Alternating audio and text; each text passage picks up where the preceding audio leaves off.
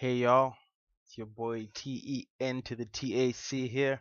Got my jacket on, got the microphone right next to my mouth. So I'm gonna get right into this.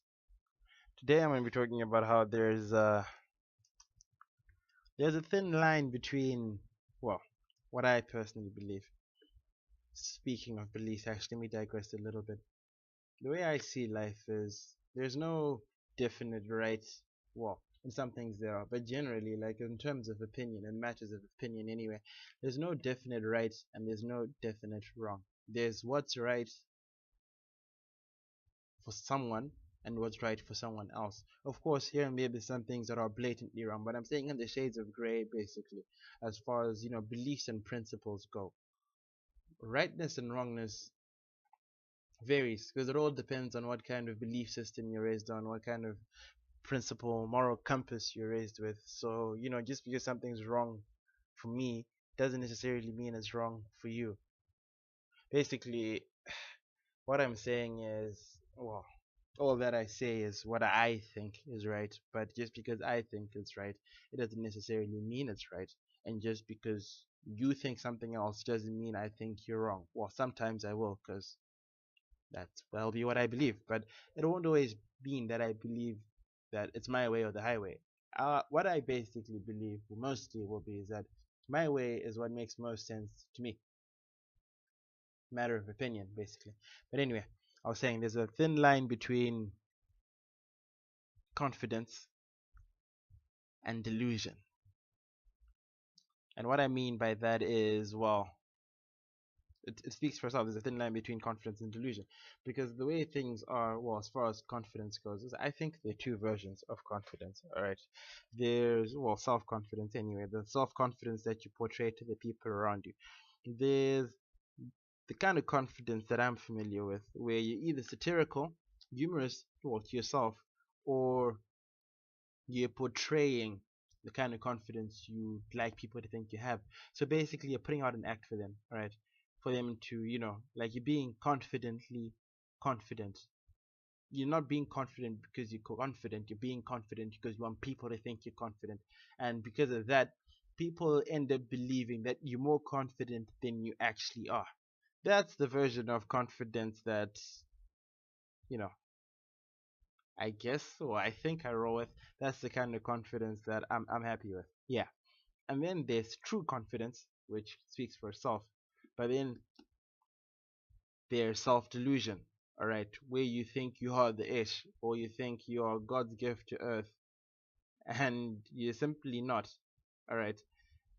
And this line lies close to where, like as I was saying before, people will believe you're like this level of confidence, whilst you think you're actually this level of confident, but you sold them the illusion that you're that kind of confident.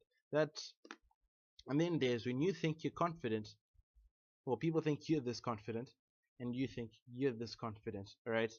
And self delusion will be like just about over there. And I don't think it's a balance a lot of people manage to hit.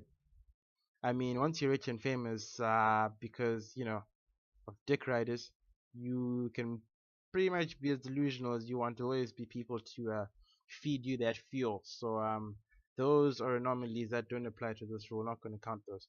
But yeah, that's what I'm saying. I think there's a very thin line between true confidence and self-delusion. Like, if you start thinking you're as good, well, what makes you think you're that good?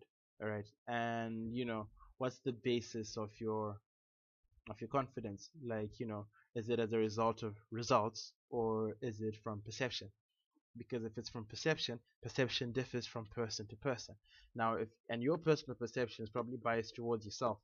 No one, well, it's very difficult for a person to truly perceive themselves accurately without, a sense of bias. They either bias towards themselves or they bias against themselves. But it's very difficult to perceive your true grade or your true yeah, your true mark when perceiving yourself about anything that's somewhat abstract, like confidence, looks, something that can't be graded on paper with like a strict set of criteria. But yeah, that's my thought of the day. And just because I can, I will leave you with an unpleasant thought to ruin your day. All right, you know how um, you never want to think about the fact that you are a result of, you know, sexual intercourse. You're a result of coitus. You're the product of fertilization, which means that for you to be born, your parents had to have had sex. Yes, I know. Even I cringe in my head when I even think about thinking about that. Now, let me leave you with a thought that's even worse than that. Now, let me leave you with something that's even worse than that. Some people proceed to engage in coitus after they've fallen pregnant. And I mean, I'm all for it. I mean, it's fine. But what that means that your dad could have possibly been doing your mom whilst you were there. You were part of a threesome you didn't want to be part of. How nasty is that? Yeah, I'll leave you with that thought. I'll catch you guys on the flip side.